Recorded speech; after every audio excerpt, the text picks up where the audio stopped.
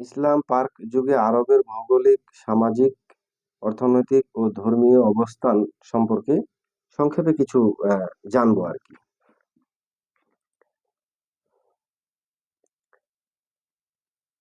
আরবের ভৌগোলিক পরিচয় এবং বিভিন্ন জাতির অবস্থান।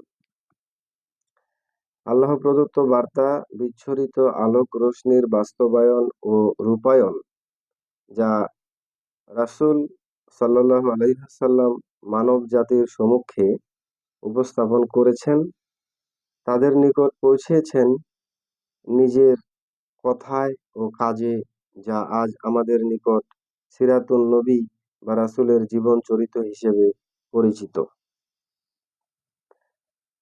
রাসূল সাল্লাল্লাহু আলাইহি ওয়াসাল্লামের জীবন চরিত্রের মাধ্যমে প্রকৃতপক্ষে আল্লাহ তাআলা মানুষকে অন্ধকার থেকে বের করে আলোয় এবং মানুষের দাসত্ব